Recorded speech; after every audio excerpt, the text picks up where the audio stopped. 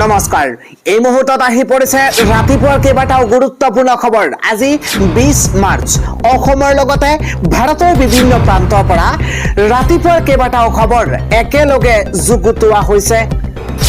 এই মুহূৰ্তত জনাই আছো এটা গুৰুত্বপূৰ্ণ খবৰ। ঘোষণা কৰা হৈছে ঈদৰ তাৰিখ। কোটি কোটি ইছলাম ধৰ্মাৱলম্বী লোকসকলৰ বাবে এটা ভাল খবৰ।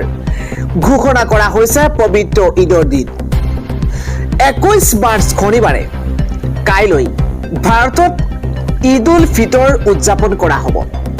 হিলাল কমিটিৰ তৰফৰ পৰা আনুষ্ঠানিকভাৱে ঘোষণা কৰা হৈছে। এই মুহূৰ্তত প্ৰতিগৰাকী ইছলাম ধৰ্মাৱলম্বী লোকসকলৰ বাবে ভাল খবৰ আহি পৰিছে, কিয়নো কাইলৈ ভাৰতত পবিত্ৰ ঈদ 21 মাৰ্চত ভাৰতত কোটি কোটি মুছলমানে পালন কৰিব পবিত্ৰ ঈদ। কোটি কোটি ইছলাম ধৰ্মী লোকৰ বাবে অত্যন্ত ভাল খবৰ, কিয়নো অধীৰ অপেক্ষাৰ অন্ততেই কাইলৈ ভাৰতবৰ্ষতে ইছলাম ধৰ্মাৱলম্বী লোকসকলে পালন কৰিব পবিত্ৰ ঈদ। পৰৱৰ্তী খবৰটো হৈছে প্ৰকাশ পাইছে কংগ্ৰেছৰ দ্বিতীয়খন প্ৰাৰ্থীৰ তালিকা। প্ৰকাশ পাইছে কংগ্ৰেছৰ তৃতীয়খন প্ৰাৰ্থীৰ তালিকা। এটা পলিটিকেল ডাঙৰ খবৰ। 22টা সমষ্টিৰ বাবে তৃতীয়খন তালিকা প্ৰকাশ কৰিছে কংগ্ৰেছে। কোকৰাঝাৰ সমষ্টিত মানিক চন্দ্ৰ ব্ৰহ্মক প্ৰাৰ্থিত্ব দিয়া হৈছে। ৰঙানদীত জয়ন্ত খাউণ্ডক প্ৰাৰ্থিত্ব প্ৰদান কৰা হৈছে। ইফালে লখিমপুৰত ঘন বুঢ়াগোহাঁইক প্ৰাৰ্থিত্ব প্ৰদান কৰা হৈছে। এটা ব্ৰেকিং নিউজ। ঢকুৱাখনাত আনন্দ নৰহক প্ৰাৰ্থিত্ব প্ৰদান কৰা হৈছে। সমান্তৰালভাৱে মাকুমত শিৱনাথ চেতিয়াক প্ৰাৰ্থিত্ব প্ৰদান কৰা হৈছে। গুৰুত্বপূৰ্ণ খবৰ। খোমটাইত ৰজদিনা তিৰ্কীক প্ৰাৰ্থিত্ব প্ৰদান কৰা হৈছে। ক'ত কোনে প্ৰাৰ্থিত্ব লাভ কৰিছে জনাইছো। হাওৰাঘাটত সঞ্জীৱ তেৰণক প্ৰাৰ্থিত্ব। ইফালে আলগাপুৰ কাৰ্চিল চেৰাত জুবেইৰ আনমক প্ৰাৰ্থিত্ব প্ৰদান কৰা হৈছে। পৰৱৰ্তী খবৰটো হৈছে অসম জাতীয় পৰিষদৰ দ্বিতীয়খন প্ৰাৰ্থী তালিকাও ঘোষণা কৰা হৈছে। অসম জাতীয় পৰিষদৰ দ্বিতীয়খন প্ৰাৰ্থী তালিকা ঘোষণা। দুটা সমষ্টিৰ বাবে ঘোষণা হৈছে প্ৰাৰ্থী তালিকা। অসম জাতীয় পৰিষদৰ দ্বিতীয়খন প্ৰাৰ্থী তালিকা দুটা সমষ্টিৰ বাবে ঘোষণা কৰা হৈছে তালিকা। শদিয়া সমষ্টিত জগদীশ ভূঞাক প্ৰাৰ্থিত্ব। ইফালে গুৱাহাটী কেন্দ্ৰীয়ত কুংকি চৌধুৰীক প্ৰাৰ্থিত্ব প্ৰদান কৰা হৈছে। উল্লেখযোগ্য যে ইয়াৰ পূৰ্বে প্ৰথমখন তালিকা প্ৰকাশ কৰিছিল অজাপই। আন এটা খবৰ হৈছে গৌৰৱ গগৈৰ বাসগৃহত উপস্থিত হৈছে বিধায়ক অখিল গগৈ। গৌৰৱ গগৈৰ যোৰহাটৰ বাসগৃহত উপস্থিত হৈছে অখিল গগৈ। ৰাইজৰ দল আৰু কংগ্ৰেছৰ মিত্ৰতা সন্দৰ্ভত কিছু সময়ৰ পাছতেই ঘোষণা কৰিব দুয়ে। গৌৰৱ গগৈৰ যোৰহাটৰ বাসগৃহত উপস্থিত হৈছে অখিল গগৈ। ৰাইজৰ দল আৰু কংগ্ৰেছৰ মিত্ৰতাৰ সন্দৰ্ভত কিছু সময়ৰ পাছতে ঘোষণা কৰিব দুয়ে। গৌৰৱ গগৈৰ বাসগৃহত উপস্থিত হৈছে সংবাদ মাধ্যমৰ লোক। কিমানটা সমষ্টিত ৰাইজৰ দলে প্ৰাৰ্থিত্ব প্ৰদান কৰিব তাক লৈ হ'ব আলোচনা।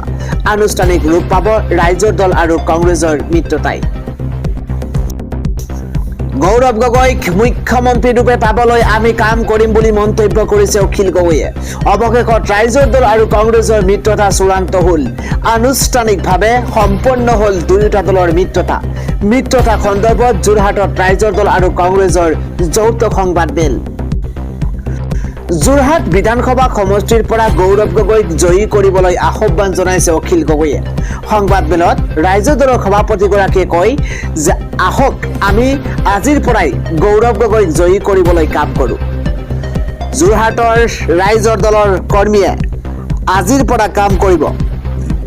সকলো ত্যাগ কৰি মাত্ৰ 13টা বিধানসভা সমষ্টিত ৰাইজৰ দলে প্ৰতিদ্বন্দ্বিতা কৰিব। টিকট দিব নোৱাৰাসকলক ক্ষমা বিচাৰিছোঁ।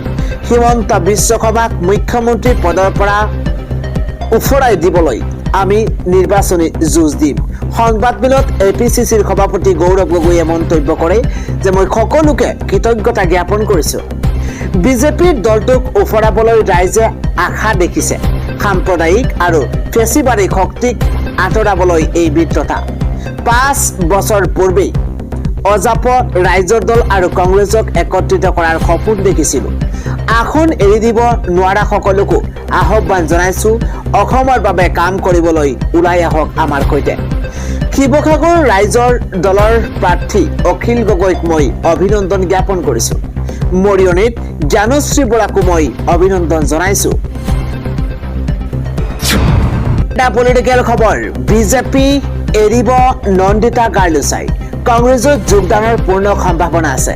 এই মুহূৰ্তত ব্ৰেকিং নিউজ, নিৰ্বাচনৰ প্ৰাক মুহূৰ্ততে ৰাজ্যিক বিজেপিত এইবাৰ মুখ্যম আঘাত। বিজেপি এৰিবলৈ সাজু শক্তিশালী মহিলা নেত্ৰী নন্দিতা গাৰ্লুচা। বিজেপিৰ মন্ত্ৰী তথা হাফলঙৰ বিধায়িকা আছিল নন্দিতা গাৰ্লুচা। এটা পলিটিকেল ডাঙৰ খবৰ, টিকট বঞ্চিত হোৱাত বিজেপি এৰাৰ পূৰ্ণ সম্ভাৱনা আছে। কংগ্ৰেছৰ সৈতে নন্দিতা গাৰ্লুচাৰ যোগাযোগৰ খবৰ আহি পৰিছে। আজি কংগ্ৰেছত যোগদান কৰিব পাৰে নন্দিতা গাৰ্লুচাই। নিৰ্বাচনৰ প্ৰাক মুহূৰ্ততে ৰাজ্যিক বিজেপিত এইবাৰ মুখ্যম আঘাত।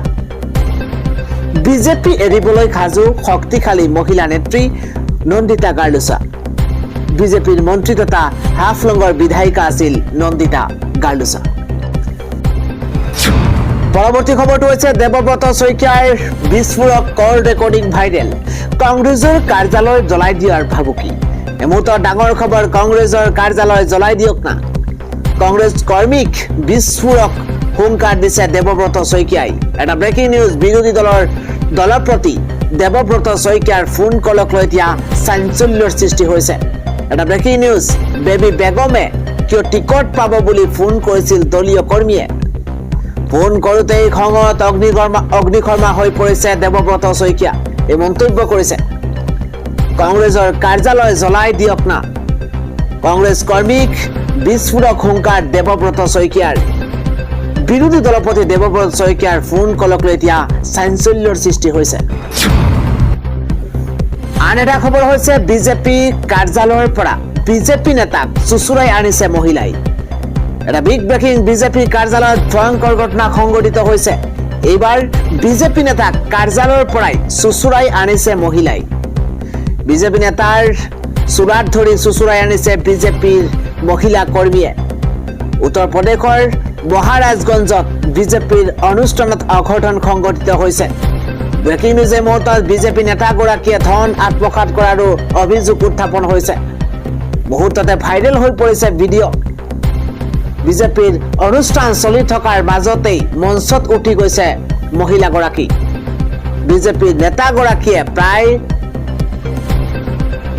4,50,000 টকা আত্মসাৎ কৰাৰো অভিযোগ উত্থাপন হৈছে। LICৰ ডিপজিটৰ নামত মহিলাগৰাকীয়ে দিছিল ধন, কিন্তু সেই ধন জমা নকৰি আত্মসাৎ কৰে বিজেপি নেতাগৰাকীয়ে। দীৰ্ঘদিন ধৰি ধন বিচৰাৰ পাছতো পলাই আছিল বিজেপি নেতাগৰাকী। অজুহাত দেখুৱাই পলাই ফুৰিছিল বিজেপি নেতাগৰাকী। অৱশেষত বিজেপিৰ অনুষ্ঠানতে হাতে লোটে ধৰা পৰিছে বিজেপি নেতাগৰাকীক। ঘটনাৰ পাছতে এতিয়া উত্তপ্ত হৈ পৰিছে পৰিস্থিতি। আৰক্ষী আহি নিয়ন্ত্ৰণ কৰিছে সেই সমগ্ৰ পৰিস্থিতি। আন এটা পলিটিকেল খবৰ, এইবাৰ নতুন মুখক প্ৰাধান্য দিয়া হৈছে। বিজেপিৰ তালিকাত 28 জনীয়া নতুন মুখ, 88 জনীয়া প্ৰাৰ্থী তালিকাত 28 জনেই নতুন মুখ। বিজেপিৰ প্ৰাৰ্থী তালিকাত নতুনক প্ৰাধান্য দিয়া হৈছে। এটা পলিটিকেল খবৰ, এই মুহূৰ্তত বিধানসভা খেলিবলৈ কোনে কোনে পালে প্ৰথমবাৰলৈ টিকট জনাইছো। 23 গৰাকী পুৰুষ, 5 গৰাকী মহিলাই প্ৰথমবাৰলৈ পাইছে টিকট। হিমাংশু শেখৰ ভৈশ্য পলাশবাৰীৰ পৰা, ইফালে ঋষিৰাজ হাজৰিকা ৰঙা নদীৰ পৰা, বিজয় কুমাৰ গুপ্তা চেণ্ট্ৰেল গুৱাহাটী, ভিক্টৰ কুমাৰ দাস গুৰেশ্বৰৰ পৰা প্ৰাৰ্থিত্ব লাভ কৰিছে। কিৰণ চন্দ্ৰ ডেকা টংলাৰ পৰা, মুকুট কুমাৰ দেৱনাথ এইবাৰ ধিঙৰ পৰা, ঋতু বৰণ শৰ্মা বৰচলা, মুৰীন্দ্ৰ দাস বিহালী, সুৰজ দিহিঙীয়া মাহমৰাৰ পৰা প্ৰাৰ্থিত্ব লাভ কৰিছে। মৃদুল কুমাৰ দত্তই দেৰগাঁৱৰ পৰা প্ৰাৰ্থিত্ব, সূৰ্য ৰংফাৰ বোকাজানৰ পৰা, লুন সিং তেৰং হাওৰাঘাট, হাবে তেৰং আমৰি, মিলন দাস হাইলাকান্দি, সুব্ৰত ভট্টাচাৰ্যী উত্তৰ কৰিমগঞ্জৰ পৰা, সুব্ৰত ভট্টাচাৰ্যীয়ে উত্তৰ কৰিমগঞ্জৰ পৰা পাইছে। 5 গৰাকী নতুন মহিলাৰ তালিকাত আমি জনাইছো কোন কোন আছে নীলিমা দেৱী মংগলদৈৰ পৰা প্ৰাৰ্থিত্ব লাভ কৰিছে ইফালে নিচত তেৰংপি ডিফুৰ পৰা পৰৱৰ্তী খবৰ গৌৰৱ গগৈ আৰু অখিল গগৈ মিত্ৰতাৰ নাটক অমীমাংসিত 5 ঘণ্টীয়া বৈঠক এটা ব্ৰেকিং নিউজ কেতিয়া অন্ত পৰিব মিত্ৰতাৰ নাটক কংগ্ৰেছ ৰাইজৰ দলৰ মিত্ৰতাক লৈ আহিছে ডাঙৰ খবৰ এই মুহূৰ্তত গুৰুত্বপূৰ্ণ খবৰ এতিয়াও চূড়ান্ত হোৱা নাই কংগ্ৰেছ ৰাইজৰ দলৰ মিত্ৰতা মিটিঙৰ পৰা ওলাই আহিছে অখিল গগৈ গৌৰৱ গগৈ মাজ নিশালৈ এই সিদ্ধান্ত হ'ব অখিল গগৈৰ ঘোষণা বৈঠক অমীমাংসিত হৈ থাকিল দুটা সমষ্টিৰ বাবে অমীমাংসিত মিত্ৰতা 4 ঘণ্টীয়া বৈঠক অমীমাংসিত হৈ থাকিল গৌৰৱ গগৈৰ মন্তব্য মই মিত্ৰতাৰ স্থিতিত অটল আছো মই মিত্ৰতা বিচাৰো মই মিত্ৰতাৰ পক্ষত থাকিম কেতিয়া অন্ত পৰিব এই মিত্ৰতাৰ নাটকখন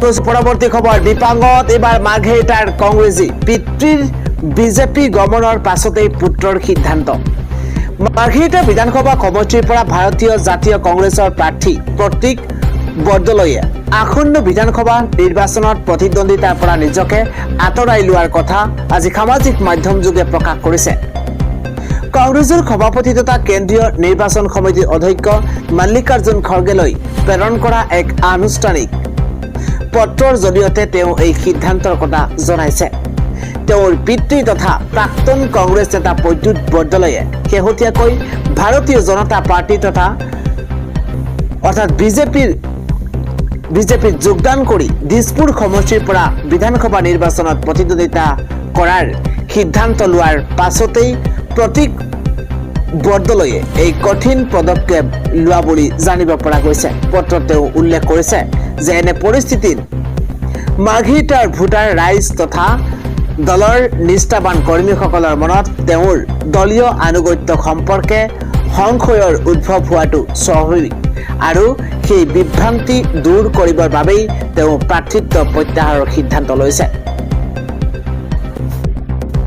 আন এটা খবৰ হৈছে হিমন্ত বিশ্ব শৰ্মাক বিজেপিলৈ আনিছিল সিদ্ধাৰ্থ ভট্টাচাৰ্যই আজি নিজেই বঞ্চিত হৈছে টিকটৰ পৰা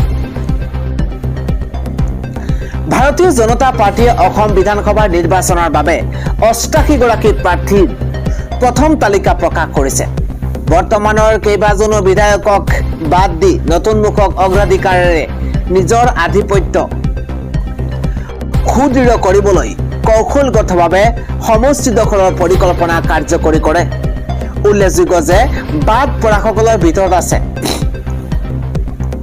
অসম বিজেপিৰ প্ৰাক্তন সভাপতি সিদ্ধাৰ্থ ভট্টাচাৰ্য তেওঁ নিউ গুৱাহাটী সমষ্টিত টিকটৰ পৰা বঞ্চিত কৰা হৈছে তেওঁৰ ঠাইত দলে প্ৰক্ষেপ কৰিছে বৰ্তমান সামগুৰিৰ বিধায়ক দীপু ৰঞ্জন শৰ্মাক বিজেপিৰ সৈতে সুদীৰ্ঘ সম্পৰ্ক আৰু অসমত দলৰ বিকাশত তেওঁৰ গুৰুত্বপূৰ্ণ ভূমিকাৰ কথা বিবেচনা কৰি ভট্টাচাৰ্যক বঞ্চিত কৰা কাৰ্যই ৰাজনৈতিক মহলত তীব্ৰ চৰ্চা লাভ কৰিছে 1995 চনত বিজেপিত যোগদান কৰি 2014-15 চনত ৰাজ্যিক বিজেপিৰ সভাপতি হিচাপে কাৰ্যনিৰ্বাহ কৰাৰ পাছত 2016 চনৰ অসম বিধানসভা নিৰ্বাচনৰ পূৰ্বে তেওঁৰ ঠাইত সৰ্বানন্দ সোণোৱালক নিযুক্তি দিয়া হৈছে সকলোৱে জানে হিমন্ত বিশ্ব শৰ্মাক বিজেপিত প্ৰৱেশৰ সুবিধা প্ৰদান কৰাত গুৰুত্বপূৰ্ণ ভূমিকা গ্ৰহণ কৰিছিল সিদ্ধাৰ্থ ভট্টাচাৰ্যই আৰু সেই সময়ত তেওঁ ৰাজ্যিক বিজেপিৰ সভাপতিও আছিল তেওঁৰ উত্থান পতনৰ নিৰ্বাচনী যাত্ৰাৰ মাজত 2011 চনত পূব গুৱাহাটী আসনখনত পৰাজিত হলেও 2016 চনত বিশাল বিজয় সাব্যস্ত কৰা ভট্টাচাৰ্যই 2018 চনৰ পৰা 2021 চনলৈ ৰাজ্যৰ শিক্ষামন্ত্ৰী হিচাপে কাৰ্যনিৰ্বাহ কৰিছিল কিন্তু মন্ত্ৰিত্ব আৰু এতিয়া প্ৰাৰ্থিত্ব দুয়োটাৰে পৰা বঞ্চিত হোৱাৰ পিছত দলৰ ভিতৰত চলি থকা পৰিৱৰ্তন আৰু ক্ষমতাৰ আৰিয়ে তীব্ৰ চৰ্চা লাভ কৰিছে ভট্টাচাৰ্য 2011 চনত পূব গুৱাহাটী সমষ্টিত কংগ্ৰেছৰ ৰবীন বৰদলৈৰ হাতত 3997টা ভোটত পৰাস্ত হৈছিল কিন্তু 2016 চনত তেওঁ কংগ্ৰেছৰ ববিতা শৰ্মাতকৈও 96,637টা ভোটৰ ব্যৱধানত আসনখন দখল কৰিবলৈ সক্ষম হৈছিল। 2018 পৰা 21 বৰ্ষত 2018-2021 বৰ্ষত শিক্ষামন্ত্ৰী পদত কাৰ্যনিৰ্বাহ কৰা তেওঁ কেবিনেটৰ পৰা বাদ দিয়া হৈছে।